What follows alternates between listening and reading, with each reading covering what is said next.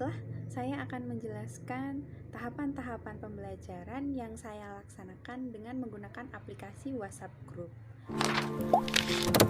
Berikut ini adalah tahapan pendahuluan di mana saya menyampaikan salam, kemudian saya menanyakan kabar dari peserta didik, kemudian saya mengajak mereka untuk berdoa agar selalu sehat dan selalu berada dalam lindungan Allah Subhanahu wa Ta'ala.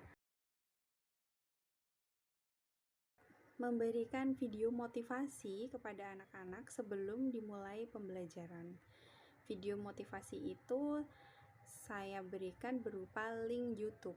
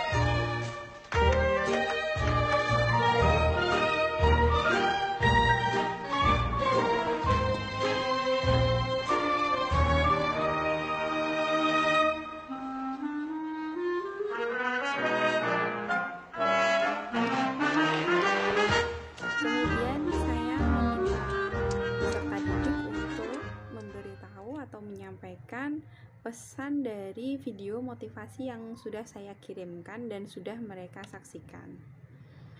Setelah itu anak-anak memberikan respon berupa jawaban tentang pesan dari video motivasi yang telah saya sampaikan.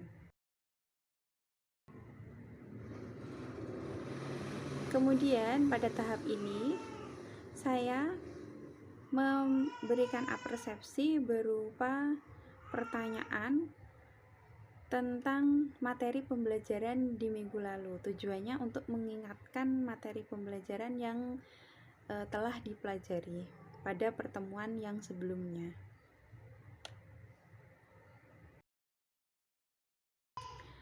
Lalu di sini pada tahap ini saya menyampaikan tujuan pembelajaran hari ini.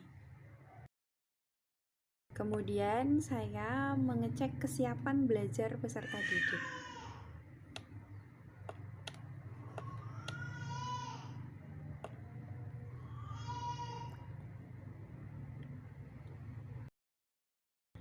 Kemudian saya memberitahu kepada anak-anak tentang kegiatan pembelajaran yang akan dilaksanakan.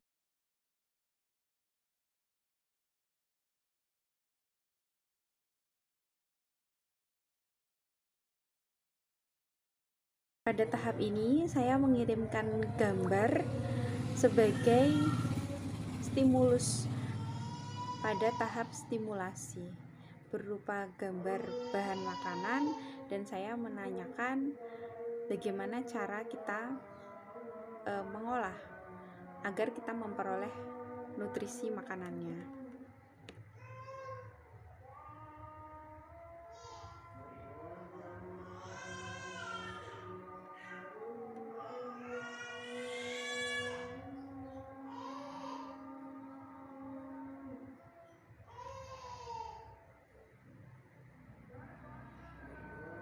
Di sini saya memberikan penguatan kepada anak-anak mengenai persepsi yang saya berikan berupa gambar bahan makanan dan kaitannya dengan materi yang akan dipelajari. Kemudian saya membagikan link bahan ajar berupa modul elektronik. Isinya adalah materi pembelajaran mengenai sistem pencernaan manusia, juga video pembelajaran.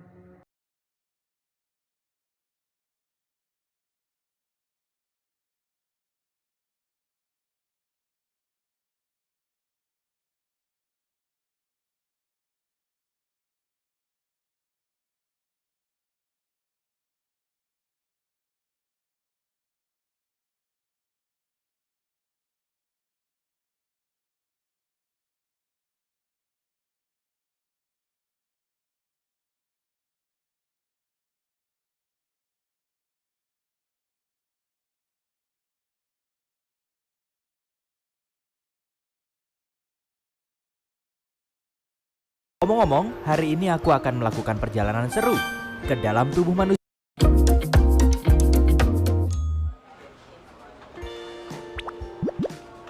Hey kawan, namaku Gilbert si anggur.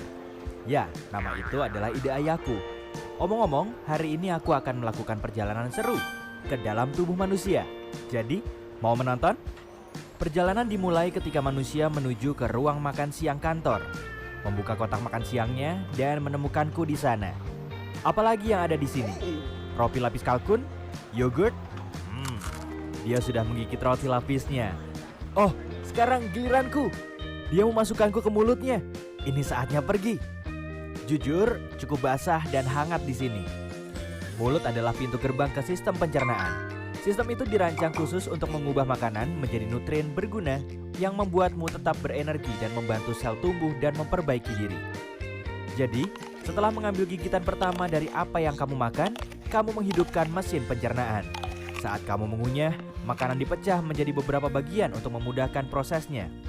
Ludah sangat berguna karena bercampur dengan makanan dan bisa lebih menghancurkannya. Dengan begitu, perutmu tidak perlu mencerna seluruh bongkah makanan. Omong-omong, ini fakta seru. Jumlah air liur yang kamu hasilkan dalam setahun dapat mengisi 2 bak mandi ukuran sedang. Hampir 1 kolam penuh air liur. Benar-benar hujan air liur di sini. Wah, lebih baik aku berhati-hati dengan gigi ini. Aku tidak mau berakhir seperti bocah kalkun di sana itu. Sulit karena orang ini menggunakan lidahnya untuk menggulung makanan di mulutnya dan ke arah giginya. Aku benar-benar tidak ingin menjadi selai hari ini. Jadi, aku akan melewati pengunyahan ini. Ayo turun. Wih! Sekarang kita menuju tenggorokan. Ini juga disebut faring. Oh, jalan bercabang. Aku harus pergi kemana? Cap cip cup kembang kuncup. Sepertinya kita harus ke sini. Tunggu, sepertinya aku salah belok. Kenapa semuanya bergetar? Aduh, manusia malang ini batuk terus-menerus. Tolong tepuk punggungnya. Sudah, naik lagi. Maaf kawan. Nyaris saja. Hampir masuk ke paru-parunya. Itu tidak akan baik. Baiklah, aku kembali ke jalan. Jadi, mari kita coba lagi. Aku dengan benar masuk ke tabung penelan yang memiliki nama mewah esofagus. Aku suka menyebutnya saluran makanan, tapi ini jauh lebih sempit daripada yang kubayangkan. Aku akan terjepit di sini. Hah? Bagaimana bisa aku terus turun? Ah, begitu. Otot-otot di dinding esofagus ini meremas di belakangku dan melemas di depanku. Ini adalah proses yang disebut peristaltis, dan itulah yang menggerakkanku melalui sistem pencernaan. Beberapa detik kemudian dan kita sekarang telah mencapai ujung terowongan. Ada otot yang terbuka di sini untuk membiarkan makanan masuk ke lambung dan mencegahnya keluar kembali ke esofagus. Ini agak mirip dengan petugas keamanan. Aku hanya seorang turis di sini. Pak, tolong izinkan aku masuk. Hore! Aku sudah melewati katup dan masuk ke perut. Itu mengingatkanku pada kantong dan izinkan aku mencoba dinding itu. Wah, itu dinding yang kuat. Semuanya otot. Sebenarnya aku tidak terkejut. Perut menampung, mencampur, dan menggiling makanan menjadi bubur. Jadi itu harus cukup kuat. Sejujurnya ini tak tampak terlalu. Ya ampun, apa itu? Aduh, panas sekali. Au, au, panas. Aku harus keluar dari asam perut ini. Jika tidak, aku akan menjadi cairan atau pasta seperti roti lapis Turki itu. Tidak apa-apa, aku sudah bersiap. Aku membawa perangkat kecil yang sangat berguna dan akan melindungiku dalam gelembung pelindung. Makanan biasanya tidak memiliki ini, tapi aku punya. Koneksi. Itu rahasia. Aku hanya perlu menekan tombol ini. Sudah, sekarang aku bisa terus berbicara denganmu sepanjang jalan, alih-alih berubah menjadi jeli anggur. Perhentian berikutnya, usus kecil. Organ berliku yang panjang melingkar ini terdiri dari 3 bagian. Saat aku bilang panjang, aku serius.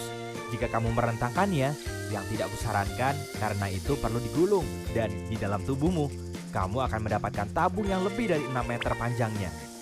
Yap, itu setinggi jerapah dan semua dimasukkan ke tubuhmu. Harus kuakui, cukup hangat di sini. Hampir seperti resort tropis, tapi di lautan, empedu. Oh iya, aku terlindungi dalam gelembung kecil. Jangan khawatir. Empedu sangat penting untuk mencerna lemak dan mengeluarkan semua kotoran dari darah. Jadi, bersyukurlah hatimu menghasilkannya. Pankreas juga membantu proses dengan beberapa enzim baik. Dan benda yang terlihat seperti buah pir di sana, itu kantong empedu. Itu terletak di bawah hati dan menyimpan empedu di dalamnya sampai saat yang tepat datang. Astaga, benda ini benar-benar melingkar ya? Aku agak pusing karena tikungan dan belokan, tapi tak bisa kembali sekarang. Dinding usus yang berkontraksi ini terus mendorongku ke depan. Sepertinya aku sudah berada di bagian akhir dari usus kecil dan terus ke langkah selanjutnya dari perjalananku. Usus besar, juga dikenal sebagai kolon. Itu adalah tabung berotot yang panjangnya 1,5 sampai 2 meter. Tunggu dulu. Shh, kamu dengar itu? Aku tidak sendirian. Aku dikepung. Mereka mendekat. Itu bakteri. Ada banyak sekali di sini. Oh, apakah orang ini terjangkit penyakit parasit usus atau semacamnya? Tidak. Usus membutuhkan bakteri baik untuk membantu memecah makanan, vitamin, dan nutrien sehingga tubuh bisa menggunakannya. Hai semuanya. Hei, benda kecil apa itu di pintu masuk? Ah, itu pasti usus buntu. Itu tidak terlalu berguna selain menampung bakteri yang mungkin perlu dilepaskan ke usus. Itu juga punya beberapa jaringan yang berguna untuk sistem kekebalan tubuh. Tapi sebagian besar itu adalah benda kecil yang tidak berguna. Jadi orang masih bisa hidup tanpanya. Hei, jika usus buntu meradang, dokter akan memotongnya. Serius, sepertinya orang ini masih memilikinya. Baguslah. Omong-omong, kita sekarang ada di usus besar dan aku senang. Di sini agak lebih luas. Jika tak memakai gelembung pelindung rahasiaku yang mewah, aku pasti akan berbicara kepadamu sekarang sebagai bubur ampas air kekuningan. Saat kontraksi otot ini mendorongku melalui usus besar, semua air diisap dariku. Bentuk terakhirku, feses. Yap, tinja, kotoran, apapun itu sebutannya, itu terbentuk di usus besar. Masih banyak bakteri di mana-mana. Mereka benar-benar bekerja keras ya. Tak boleh terlalu sedikit atau terlalu banyak. Jika tidak, kamu akan mengalami masalah pencernaan seperti intoleransi makanan. Mereka juga memainkan peran besar dalam kekebalan tubuh. Dan itu sebabnya kamu punya triliunan bakteri di tubuhmu. Terus bekerja dengan baik teman-teman. Aku dalam perjalanan melalui kolon kiri. Ketika terlalu penuh dengan feses, kolon memutuskan untuk membuang semuanya ke rektum karena tidak dapat menahannya sendiri. Biasanya memakan waktu sekitar 36 jam bagi apa yang tersisa dari makananmu. Tidak banyak sekarang, hanya ampas untuk mencapai titik ini. Tapi aku sudah mempercepat perjalanan ini karena ada hal lain yang harus kulakukan. Jadi, mari kita menuju rektum. Meluncur! Rektum adalah ruang lurus yang panjangnya sekitar 20 cm. Ini memiliki sensor khusus seperti ini atau yang ada di sana yang memberitahu saat ada sesuatu yang harus kamu buang. Mereka mengirim sinyal kepada otak saat feses atau gas ingin keluar. Itu saat kita berpikir, oh, harus ke kamar mandi. Jika saatnya tepat, yaitu kamu menemukan toilet dan sfinkter lemas, tara, feses keluar. Sampai jumpa pizza dari sarapan kemarin. Apa? Di sini tidak ada yang makan pizza dingin untuk sarapan. Baiklah, kalau begitu Kemudian seperti apa saya sarapanmu biasanya? membagikan lembar kerja Beritahu aku di beserta kolom didik komentar. untuk dikerjakan. Ini merupakan tahapan problem statement.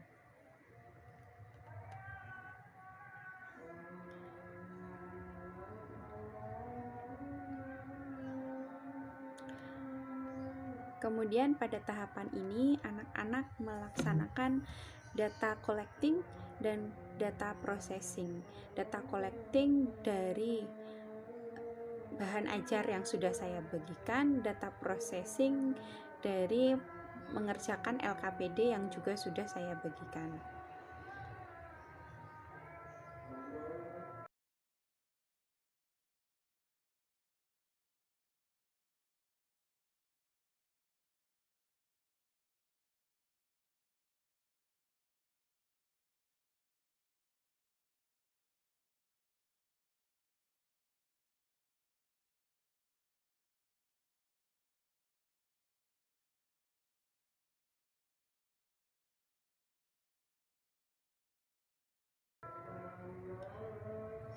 Di sini saya memberikan motivasi kembali kepada peserta didik mengenai usaha dan kerja keras yang nanti akan membuahkan hasil yang manis, supaya anak-anak lebih bersemangat lagi dalam mengerjakan LKPD. Selain itu, saya juga memberikan motivasi untuk mereka selalu beribadah.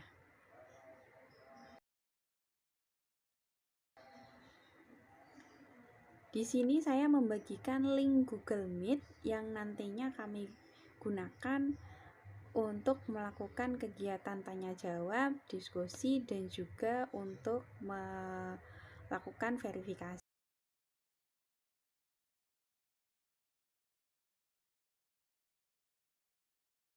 Assalamualaikum warahmatullahi wabarakatuh.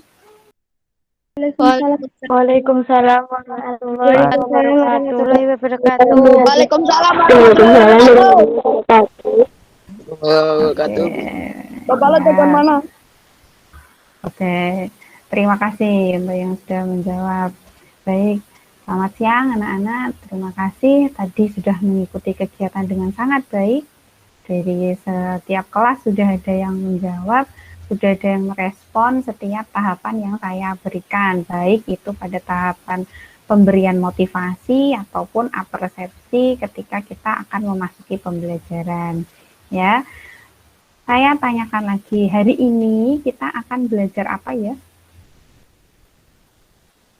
Tentang sistem pencernaan manusia. Pencernaan, Bu. Iya, betul. Hari ini kita belajar mengenai sistem pencernaan manusia, di mana sudah kita mulai dari awal, kalian sudah mengidentifikasi, ya, mengidentifikasi gambar. Tadi saya kirimkan gambar bahan makanan, gambar apa tadi? Kentang. Oke, bahannya kentang. Kemudian saya tanya, kentang ini atau bahan makanan ini mengandung nutrisi apa? Kemudian kalian menjawab Karbohidrat.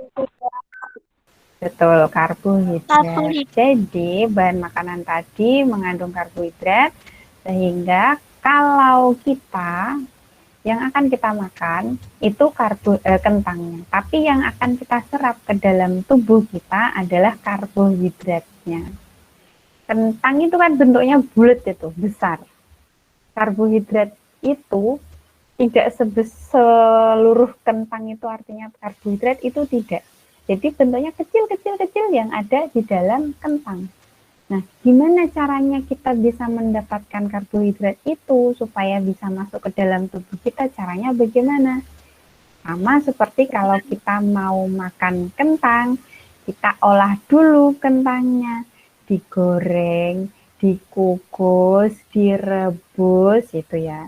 Sama, tubuh kita kalau mau memperoleh nutrisi makanan, maka makanan yang masuk ke dalam tubuh kita juga diolah dulu. Caranya bagaimana? Caranya adalah dengan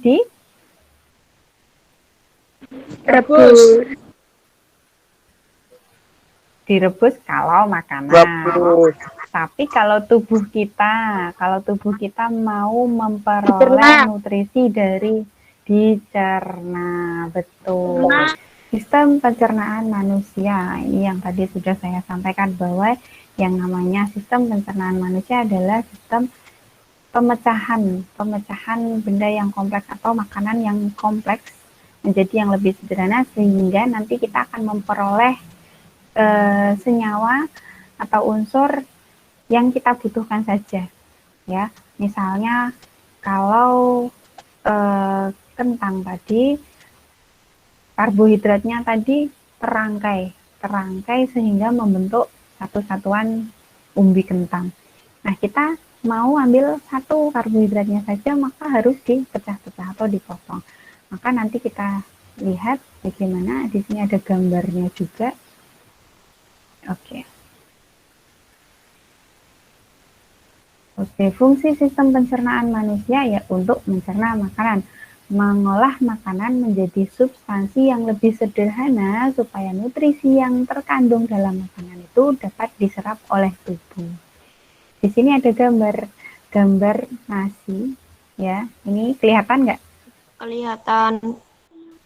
Oke, betul.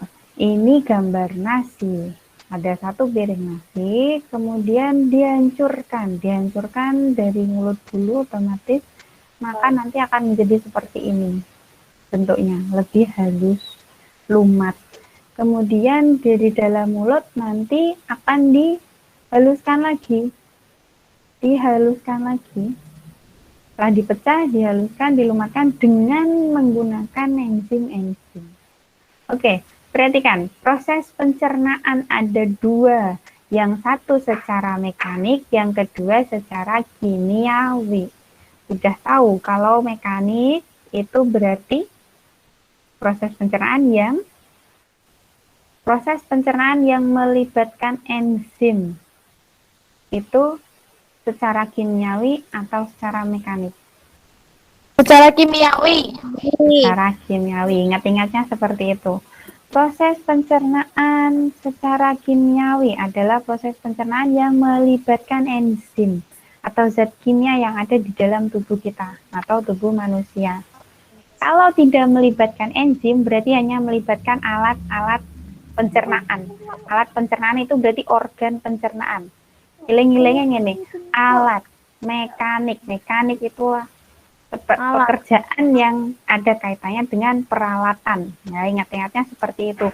Berarti kalau proses pencernaan mekanik adalah proses pencernaan yang hanya melibatkan alat-alat pencernaan atau organ-organ pencernaan.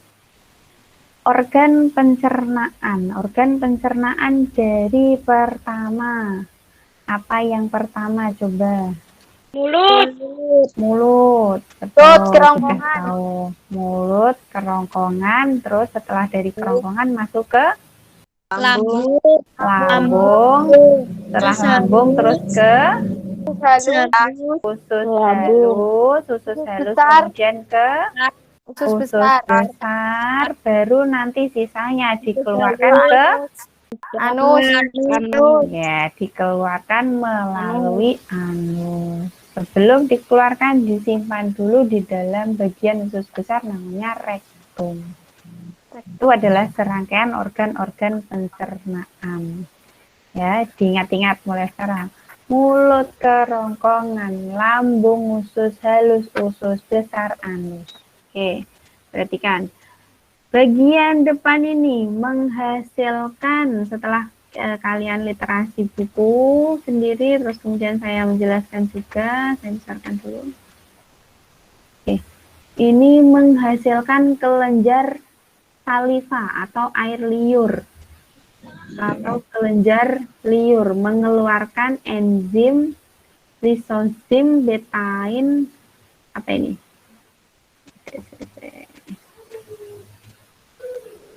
Bromialin dan amilase.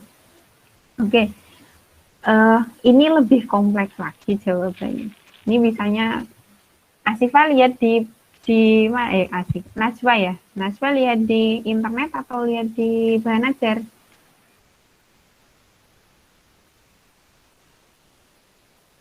Halo.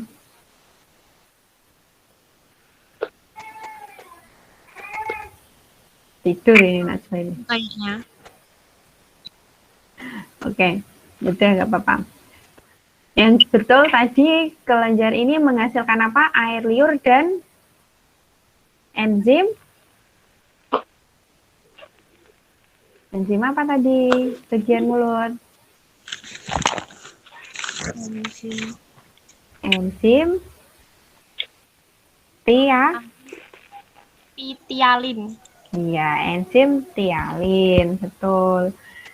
Di sini menghasilkan air liur dan enzim tialin. Enzim tialin mengubah amilum menjadi maltosa, ya, atau karbohidrat yang lebih sederhana.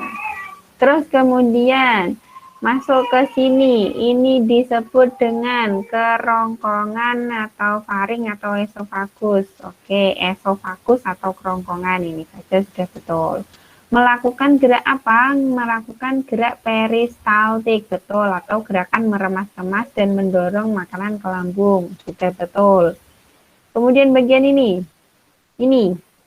yang kecil ini namanya apa? Disebut kalau dari jawaban Najwa adalah pankreas. Betul tidak ini? Ini adalah pankreas. Betul, ya. Ini adalah pankreas. Menghasilkan 3 jenis enzim, yaitu tadi sudah kita pelajari juga, ada lipase, amilase, dan tripsin. Ya. Lipase fungsinya mengubah lemak menjadi asam lemak. Asam lemak dan apa tadi? Gliserol. Betul, asam lemak dan gliserol. Kemudian amilase mengubah amilum menjadi maltosa. Betul? Dan glukosa. Ya, menjadi glukosa. Terus kemudian enzim tripsin yang awalnya adalah enzim sebelum aktif menjadi tripsin namanya enzim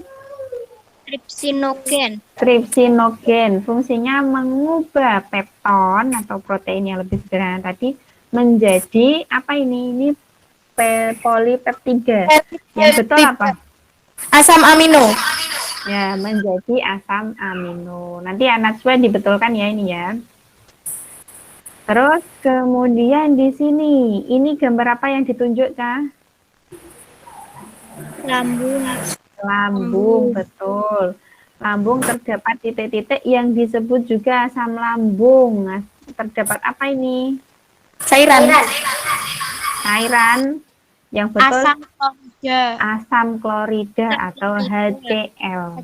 Ya, HCl yang disebut juga asam lambung yang berfungsi untuk titik-titik dan mengaktifkan enzim titik-titik menjadi enzim pepsin guna mengubah titik-titik menjadi titik-titik, ya.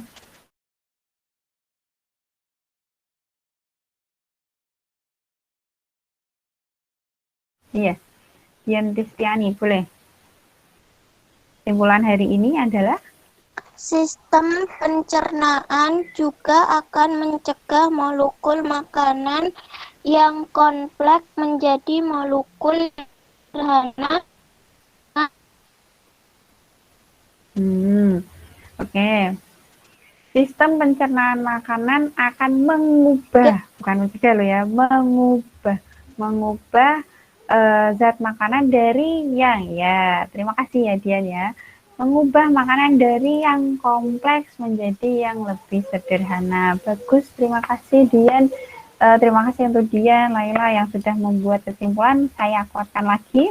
Jadi ini kalian belajar tentang sistem pencernaan makanan, yaitu sistem pemecahan molekul makanan atau substansi makanan dari yang kompleks menjadi yang lebih sederhana, sehingga nanti pada akhirnya bisa diserap oleh tubuh.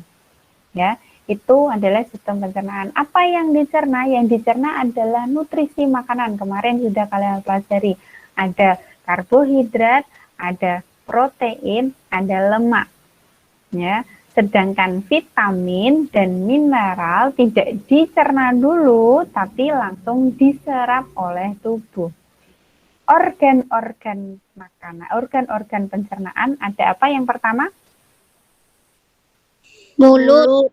Ada mulut, yang kedua ada Kerongkongan. kerongkongan, yang ketiga ada Lambung. habis kerongkongan lambung dulu ya. Lambung masuk usus halus. Usus halus ada berapa jumlahnya? 3. Pertama ada usus. 12 jari. Betul, usus 12 jari. Yang kedua ada usus. Kosong. Yang ketiga ada usus. Penyerapan. Setelah dari usus halus, lalu akan menuju ke usus besar. Di usus besar terjadi peristiwa apa ya? Terjadi penyerapan Makanan. bukan.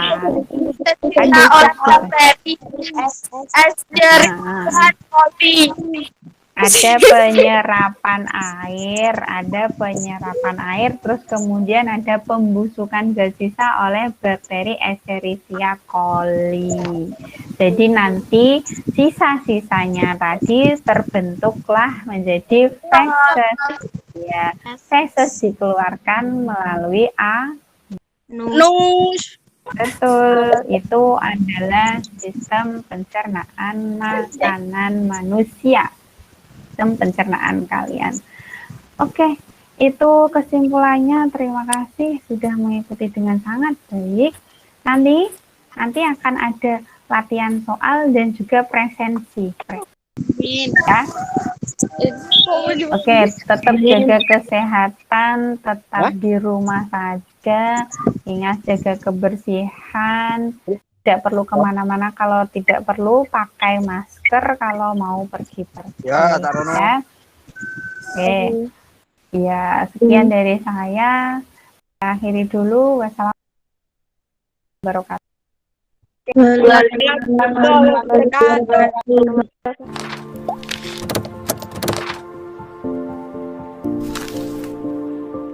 Baik, sekian video pembelajaran daring yang saya laksanakan. Terima kasih telah menyaksikan video ini. Semoga video ini dapat bermanfaat bagi kita semua. Wassalamualaikum warahmatullahi wabarakatuh.